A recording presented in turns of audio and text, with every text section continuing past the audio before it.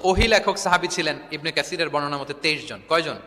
ওনারা খেজুর গাছের ছালে, পাথরে, চামড়ায়, প্রাণীর চ্যাপ্টা হাড়ের মধ্যে কোরআন লিখে রাখতেন এবং রাসূল সাল্লাল্লাহু আলাইহি ওয়াসাল্লাম কোরআন ছাড়া অন্য কিছু ওনার কাছ থেকে যেন লিখে রাখা না হয় এই মর্মে আদেশ জারি করেছেন, লা তাকতুবু আন্নী গায়রাল কোরআন ওয়া মান কাতাবা আন্নী গায়রাল কোরআনি ফালইয়ামহু। কোরআন ছাড়া কিছু লিখো না, তাহলে কোনটা আমার কথা আর কোনটা আল্লাহর কথা মিক্স আপ হয়ে যাবে। কিন্তু কোরআন যখন অধিকাংশ রেকর্ডেড হয়ে গেল তখন তিনি হাদিস সংরক্ষণের জন্য লেখার জন্য পারমিশন দিয়ে দিলেন। যেমন মক্কা বিজয়ের ভাষণের পরে ইয়ামান থেকে আসা এক লোক আবু শাহ বলতেছে, ইয়া রাসূলুল্লাহ, আপনার ভাষণটা আমার একটু লিখে দিলে ভালো হয়। কি দিলে? লিখে দিলে। রাসূল ইসলাম সাহাবাদেরকে বললেন, উক্তুবু লি আবি শাহ, ঠিক আছে, এই ইয়ামানি ভিজিটর, তাকে আমার ভাষণটা তোমরা লিখে দাও। তাহলে এই লেখার পদ্ধতিটা খুব কম ছিল। রাসূল ইসলাম নিজে লিখতেন না, কাতেবে ওয়াহিদের দিয়ে লেখাতেন, কোরআন লেখাতেন। সপ্তম হিজরিতে যখন সুপার পাওয়ারদেরকে চিঠি লিখিয়েছিলেন, কাতেবে ওয়াহিদেরকে দিয়ে চিঠি লিখিয়েছেন, এটা রাসূল ইসলাম করতেন। আচ্ছা, সফট স্কিল ডেভেলপমেন্টের ব্যাপারে রাসূল ইসলাম উদ্বুদ্ধ করেছেন। লার্নিং ফরেন ল্যাঙ্গুয়েজ, যেটা কমিউনিকেশন স্কিল, ভাষা জানা, এটা খুব জরুরি। আরবি, ইংরেজি, বাংলা, 3টা ভাষা জানেন কে কে? দেখি ছাত্রদের মধ্যে। প্যারালাল, লাইক নেটিভ আর নেয়ার নেটিভ, 5-7 জন আছে না? ল্যাঙ্গুয়েজ আরো ভালো জানতে হবে। আরবিতে একেবারে ফ্লুয়েন্ট হইতে হবে, ইংরেজিতে ফ্লুয়েন্ট হইতে হবে। এই 2টা ল্যাঙ্গুয়েজ যদি আপনার হাতে থাকে, you can win the world for sure, I am telling you. গোটা বিশ্ব আপনি জয় করে ফেলতে পারবেন। তাহলে আইআইইউসি তো এটার একটা সেন্টার, খুব চমৎকার সুযোগ এখানে আছে আরবিতে মাস্টার হওয়া, ইংরেজিতে মাস্টার হওয়া। তাহলে সফট স্কিল ডেভেলপমেন্টের ব্যাপারে রাসূল ইসলাম উৎসাহিত করেছেন। কিভাবে? ইহুদিরা যখন চিঠি লিখতো, কোন ভাষা লিখতো জানেন? হিব্রু ভাষায়, হিব্রু ল্যাঙ্গুয়েজে। এখন এইটা বোঝার জন্য রাসূল ইসলাম এক ইহুদিকে হায়ার করতে হইতো, যে তুমি একটু পরে বলো তো ওরা কি লিখলো। আচ্ছা, এটা লিখছে। এর বিপরীতে রাসূল যখন আবার চিঠি লিখবেন, তখন এক ইহুদিকে ডাকতে হইতো যে আমি বলতেছি আরবিতে, তুমি এটা হিব্রুতে ট্রান্সলেট করে পাঠাও। তো যেহেতু ইহুদিরা বিশ্বাসঘাতকতার অনেকগুলো ইনসিডেন্ট আছে, ট্রেচারি, বিট্রেয়াল ইনসিডেন্ট অনেকগুলো আছে। রাসূল ইসলাম বললেন, আমি ইহুদিদেরকে বিশ্বাস করতে পারি না, কারণ একজনটা নিয়ে আসলাম, চিঠি একটা লিখছে একটা, সে অর্থ শোনাইলো আরেকটা। আমি বললাম লিখতে একটা, সে বিশ্বাসঘাতকতা করে লিখে দিল আরেকটা, তাহলে ঝামেলা হয়ে যাবে না? রাসূল ইসলাম তিনি যায়েদ ইবনে সাবিত রাদিয়াল্লাহু তাআলা আনহুকে বললেন যে তুমি এই হিব্রু ল্যাঙ্গুয়েজ শিখবা, শিখে আমার পক্ষ থেকে অন বিহাফ অফ মি তুমি জুইশদেরকে চিঠি লিখবা, ওদের চিঠি আসলে তুমি আমারে পড়ে শোনাবা। ইন্নী লা আমানু আলা ইয়াহুদ ফি কিতাবি, আমি ইহুদিদেরকে বিশ্বাস করি না। রাসূল ইসলাম যখন ওনাকে অ্যাসাইন করলেন এবং দোয়া করলেন, রাসূল ইসলামের দোয়ার বরকতে উনি বলেন যে 15 দিন যেতে না যেতে I became master in Hebrew within 15 days. 15 দিন যেতে না যেতে আমি হিব্রু ভাষায় পণ্ডিত হয়ে গেলাম। এরপর থেকে যত চিঠি ইহুদিদের কাছে লেখা প্রয়োজন হতো, আমি যায়েদ ইবনে সাবিত লিখে দিতাম এবং হিব্রুতে চিঠি আসলে আমি অনুবাদ করে দিতাম। তাহলে দেখেন রাসূল ইসলাম কিন্তু এই কমিউনিকেশন স্কিল ডেভেলপমেন্ট করার জন্য, যেটাকে সফট স্কিল আমরা বলি, ইন্সপায়ার করেছেন না? তাহলে ল্যাঙ্গুয়েজ শিখবেন আপনারা, কি বলেন? শুধু আরবি ইংরেজি না, পারলে জাপানিজও শিখেন, চাইনিজও শিখেন, অনেক কাজে লাগবে। অ্যাটলিস্ট অ্যারাবিক অ্যান্ড ইংলিশ, ইনশাল্লাহ বলেন। সবাই বলেন নাই? মাশাআল্লাহ, তাবারাকাল্লাহ। রিজনিং, মারিফাতুল ইল্লাহ, শুধু একটা লিগ্যাল অপিনিয়ন জানিয়ে রাসূল সাল্লাল্লাহু আলাইহি ওয়াসাল্লাম ক্ষান্ত হতেন না। কেন এটা হালাল, কেন হারাম, রিজনিং শিখিয়েছেন তিনি। এটা দীর্ঘ আলোচনা, ফিকহের আলোচনা, ওইদিকে যাব না, জাস্ট বলে রাখলাম পয়েন্টগুলো। ইমোশনাল ইন্টেলিজেন্স তিনি ইউজ করেছেন শিক্ষাদানের ক্ষেত্রে, অর্থাৎ আবেগ অনুভূতিকে নাড়িয়ে দিয়ে ছাত্রকে ইমোশনাল বানিয়ে তারপরে মেসেজ দেয়া। সুবহানাল্লাহি ওয়া বিহামদিহি। এক যুবক এসে বললেন, ইয়া রাসূলুল্লাহ ইদান লি বিজিনা, হে নবী আপনি আমাকে জিনার অনুমতি দিন, জিনার অনুমতি দিন। ফাআকবালাল কওমু আলাইহি ফাজাজারুহু মাহমাহ, সাহাবারা ধমকাতে লাগলো, এই বেয়াদব, লজ্জা শরমের মাথাকে কি বলো এগুলো তুমি নবীর সামনে, জিনার অনুমতি দাও। ওয়ালা তাকরাবুজ জিনা, আল্লাহ বলেন জিনার কাছেও যেও না, ব্যভিচারের কাছেও যেও না। তুমি নবীর সামনে এসে এই পাপের অনুমতি চাও? রাসূল ইসলাম কিছু বললেন না। একটু পরে যুবককে ডেকে বললেন, আতুহিব্বুহু লিবনাতিক, আচ্ছা তুমি যে জিনার অনুমতি চাইলে তোমার কন্যার সাথে কেউ এরকম আচরণ করুক, এটাকে তুমি পছন্দ করবে? সে বলল, লা ইয়া রাসূলুল্লাহ, কেউই পছন্দ করবে না এটা। আচ্ছা, আতুহিব্বুহু লি উম্মিক, তোমার মায়ের সাথে কেউ অপকর্ম করবে, এটা তুমি পছন্দ করবে? লা ইয়া রাসূলুল্লাহ, না। আতুহিব্বুহু লি উখতিক, তোমার বোনের সাথে কেউ এই কাজ করবে, তুমি পছন্দ করবে? সে বলে না। ঠিক তখন রাসূল সাল্লাল্লাহু আলাইহি ওয়াসাল্লাম বললেন, তুমি যে এই কাজের অনুমতি চাইলে, যার সাথে তুমি জিনায় লিপ্ত হবে, সে তো কারো না কারো মা, কারো না কারো বোন, কারো না কারো আদরের কন্যা, তাহলে কিভাবে তুমি এটা করতে চাও? যুবক লজ্জিত হয়ে গেল। এত লজ্জিত হলো, রাবি বলতেছে ফালাম ইয়াকুন বা'দা যালিকাল ফাতা ইয়ালতাফিতু ইলা শাই, ওই রাবি বলতেছে এরপরে কোনোদিন এই যুবকরা ডানে বায়ে তাকাতেও দেখি নাই, স্ট্রেইট হাঁটতো। সুবহানাল্লাহ। রাসূল ইসলাম দোয়া করেছিলেন তার জন্য, আল্লাহুম্মা গফির যামবাহ ওয়া তাহহির কলবাহ ওয়া হাসসিন ফারজাহ। আল্লাহ তুমি তার গুনাহ মোচন করো, পাপ মোচন করো। আল্লাহ তুমি তার অন্তরকে পরিশুদ্ধ করো। আল্লাহ তুমি তার চরিত্রকে নিষ্কলুষ করে দাও। নবীর দোয়ার বরকতে চিরজীবনের জন্য নিষ্কলুষ পবিত্র তিনি হয়ে গেছেন। তাহলে দেখেন, তাকে অন্যভাবে বুঝাইলে হয়তো কাজ হইতে না, যখন তার নিজের উপর দিয়ে বোঝানো হলো। তোমার বোনের সাথে যদি হয়, তোমার মেয়ের সাথে যদি কেউ এটা করে, তুমি মেনে নিতে পারবা?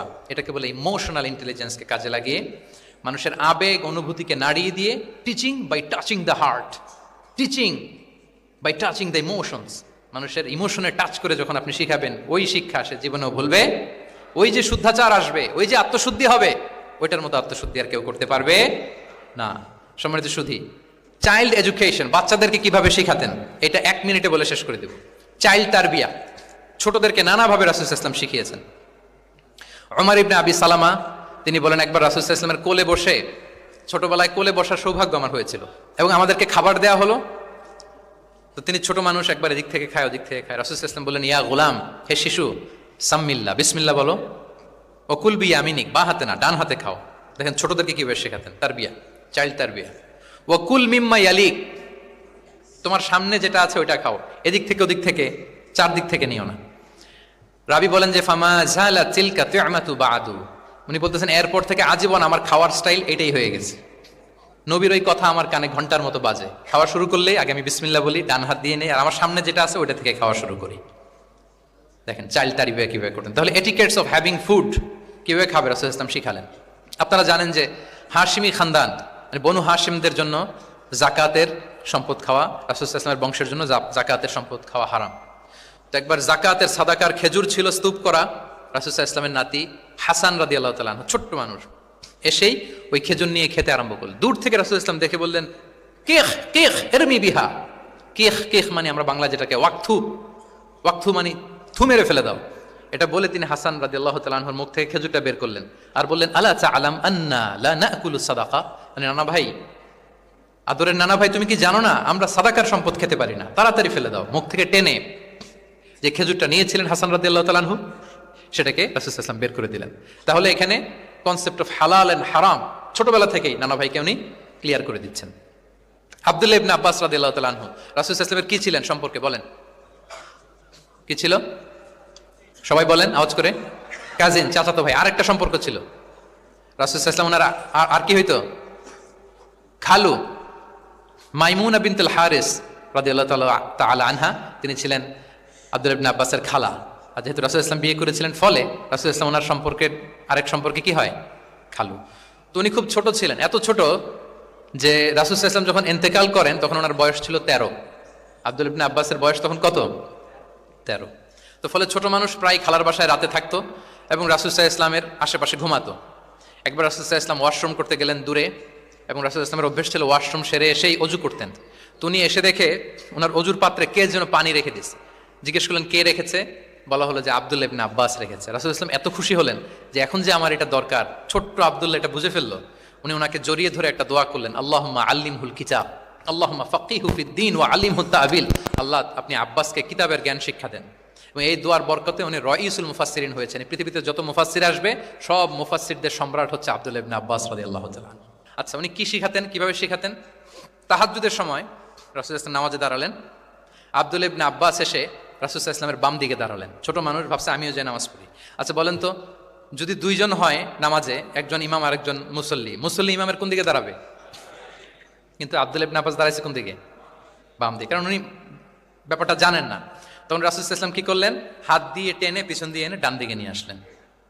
তাহলে রুলিংস অফ সালাতের সুন্নাহ কি, কিভাবে দাঁড়াতে হবে, এটা তিনি শিখালেন ছোট্ট আব্বাসকে, আব্দুল্লাহ ইবনে আব্বাসকে। এরকম অসংখ্য হাদিস আপনি সিরাতের পরতে পরতে, হাদিসের পরতে পরতে পাবেন, যে বাচ্চাদেরকে, শুধু যে যুবকদেরকে, তরুণদেরকে রাসূল ইসলাম শিখিয়েছেন এমনটা না, বরং শিশুদেরকেও শিখিয়েছেন। এইভাবে রাসূল ইসলাম এমন এক শিক্ষা পদ্ধতি আমাদের জন্য উপহার দিয়েছেন, যেটার মধ্য দিয়ে তিনি শ্রেষ্ঠতম প্রজন্ম, the best generation ever on earth, যেটা আমি শুরুতে বলেছি, এবং তার ধারাবাহিকতা এর পরের প্রজন্মকেও শ্রেষ্ঠ প্রজন্ম বলা হয়েছে। এর পরের প্রজন্ম, তিনটা জেনারেশন এই শিক্ষার, এই ওহির জ্ঞানের শিক্ষার ছোঁয়ায় তারা শ্রেষ্ঠ প্রজন্ম হয়েছে রাসূল ইসলামের এই শিক্ষা পদ্ধতির মধ্য দিয়ে। তাহলে সম্মানিত সুধী, আর লম্বা চূড়া আমি করতে চাই না, অনেক লম্বা সময় আমাদের অনেক বোনরা আমি দেখতে পাচ্ছি ওনারা জায়গাও পাননি, দাঁড়িয়ে দাঁড়িয়ে পুরো 1.5 ঘন্টা আলোচনা শুনেছেন। আমাদের অনেক ভাইরা 1.5 ঘন্টা যাবত আপনারা শুনেছেন। আমি একটু সামারি করি, 1 মিনিটে সামারি করে আমরা ক্লোজ করব। আমরা যদি সামারি করি যে রাসূল সাল্লাল্লাহু আলাইহি ওয়াসাল্লামের শিক্ষা পদ্ধতিটা কেমন ছিল, এটা উৎসাহমূলক ছিল, আশাব্যঞ্জক, মানে মানুষের যেটা মানুষকে আশাবাদী করে তোলে, হপফুল বানায়। এটা মানুষকে কি বানায়? সবাই বলেন কি বানায়? হপফুল, আশাবাদী, কনফিডেন্ট বাড়ায়, ইন্সপায়ারিং ছিল এটা। এটা কল্যাণকামিতায় ভরপুর ছিল, ওয়েল উইশিং ছিল। আমরা যেমনি কারো কথা শুনেই তার উত্তর দেই বা মাসালা বলে দেই, এরকম না। রাসূল সাল্লাল্লাহু আলাইহি ওয়াসাল্লাম, ইংরেজিতে এটাকে বলে এমপ্যাথেটিক, মানে খুব বেশি সুবিবেচক। He not only listen to the suffering of others, he use to feel it. তিনি ফিল করতেন। একজন এসে বলতেছে যে আমার এই সমস্যা, এটার এখন আমি কি করব? আমি জাস্ট বললাম এটার ইসলামী সমাধান এটা হচ্ছে একটা। রাসূল ইসলাম এরকম না, যে বলতেছে তার কষ্টটা তিনি ফিল করার চেষ্টা করতেন, ফিল করে তখন তাকে গাইডলাইন দিতেন। এটাকে বলে এমপ্যাথেটিক, ওয়েল উইশিং ম্যানারের, কল্যাণকামিতায় ভরপুর ছিল তার শিক্ষাদান পদ্ধতি। পরামর্শমূলক ছিল, যেখানে ম্যান্টরিং ছিল, কাউন্সেলিং ছিল। মানে শুধু টিচার হলে এটার আউটপুট একটা, কিন্তু if you work like a mentor, আপনি আপনার শিক্ষার্থীদেরকে মেন্টরিং করতেছেন, তাদেরকে কাউন্সেলিং করতেছেন, এটার আউটপুট হবে অন্যরকম। রাসূল সাল্লাল্লাহু আলাইহি ওয়াসাল্লাম he worked as a mentor and counsellor for the সাহাবা। সুবহানাল্লাহ। রাসূল সাল্লাল্লাহু আলাইহি ওয়াসাল্লামের দেওয়ার শিক্ষাটা ছিল বেসিক্যালি অ্যাডভাইজারি। আমরা মাঝে মাঝে অ্যাডভাইজারি নেই, দেখবেন বড় বড় নেতা লক্ষ লক্ষ টাকা বেতন দিয়ে অনেক বড় বড় উপদেষ্টা রাখে, তারা বিভিন্ন ধরনের অ্যাডভাইস দেয়। রাসূল সাল্লাল্লাহু আলাইহি ওয়াসাল্লাম এই সার্ভিসটা সাহাবাদেরকে দিতেন। ওনার শিক্ষাটা ছিল অংশগ্রহণমূলক, মানে এঙ্গেজমেন্ট ছিল। একতরফা আমি বলে গেলাম অথবা একতরফা ওরা বলে গেল, এরকম না। জিজ্ঞেস করতেন, শুনতেন, শোনাতেন, প্রশ্ন করতেন, প্রশ্নের পিঠে প্রশ্ন ছড়ে দিতেন। ইন্টারেক্টিভ ছিল, পার্টিসিপেটরি ছিল, অংশগ্রহণমূলক। এটাকে আমরা মানে ক্লাসিক স্কলাররা যেটাকে বলে সহবা, কি বলে? আমরা বলি না যে সহবতের বড় প্রয়োজন? রাসূল সাল্লাল্লাহু আলাইহি ওয়াসাল্লামের সহবতে মূলত ওনারা নলেজটা অর্জন করেছিলেন। পার্টিসিপেটরি ছিল, এঙ্গেজমেন্ট ছিল। এবং আমরা উল্লেখ করেছি যে Q&A বেস ছিল, প্রশ্নোত্তরমূলক, ওরাল ছিল, যৌক্তিক ছিল, রেশনাল, রিজনিং শিখাতেন। কেন এটা হালাল, কেন হারাম, কেন এটা ডুজ এন্ড কেন এটা ডোন্টস, এটা রাসূল সাল্লাল্লাহু আলাইহি ওয়াসাল্লাম বলেছেন। এবং he use to prioritise the youth in training and grooming. বিশেষ করে বয়স্ক সাহাবাদের থেকে যুবকদেরকে বেশি প্রায়োরিটি দিতেন তালিমের ক্ষেত্রে, তারবিয়ার ক্ষেত্রে, কারণ তারাই উম্মাহকে লিড দিবে। তারাই কি উম্মাহকে লিড দিবে। এই যে এখানে যারা বসে আছেন, আমার তো মনে হয় বয়স 25 থেকে 30, এর আগেই বেশিরভাগ। সো আপনাদেরকে লিড দিতে হবে আগামীর বাংলাদেশে, ঠিক কি না? এই জন্য রাসূল সাল্লাল্লাহু আলাইহি ওয়াসাল্লাম বাছাই করে করে কোন সাহাবীর কি ধরনের যোগ্যতা আছে এবং ইসলামের জন্য এটা কিভাবে কাজে লাগতে পারে, ওইভাবে সাহাবীদেরকে তিনি গাইড করতেন।